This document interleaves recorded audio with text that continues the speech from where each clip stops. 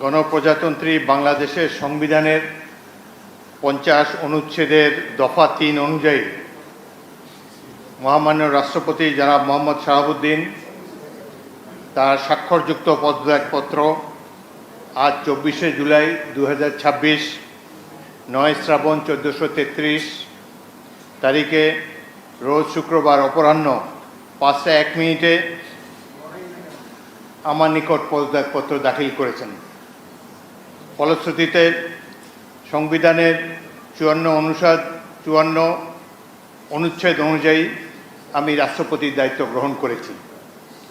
পদত্যাগপত্রটি আমি গ্রহণ করেছি এবং জাতীয় সংসদ সচিবালয়ের রেকর্ডে সংরক্ষণ এবং প্রয়োজনীয় প্রশাসনিক কার্যক্রম গ্রহণের জন্য নির্দেশ প্রদান করা হলো।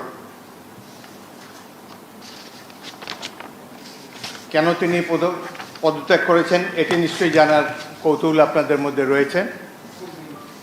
তিনি লিখিতভাবে জানিয়েছেন যে তিনি গুরুতর অসুস্থ, হৃদরোগ, উচ্চ রক্তচাপ, ডায়াবেটিস ও কিডনি জটিলতায় তিনি ভুগছেন। তার হৃদযন্ত্রে বাইপাস সার্জারি হয়েছে।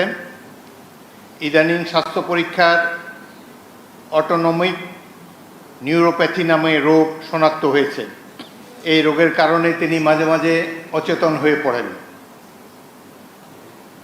এসব রোগের প্রাদুর্ভাবে এবং শারীরিক ও মানসিক অসমর্থতার কারণে স্বাস্থ্যগত কারণে পদত্যাগ করেছেন এবং বাংলাদেশ জাতীয় সংসদের স্পিকার হিসাবে এই পদত্যাগপত্র আমি গ্রহণ করেছি। সংবিধানে ইতিমধ্যে আপনারা জানেন যেদিন আমি স্পিকার হিসাবে শপথ নিয়েছি সেই দিনই ভারপ্রাপ্ত রাষ্ট্রপতি হিসাবেও শপথ নিয়েছি।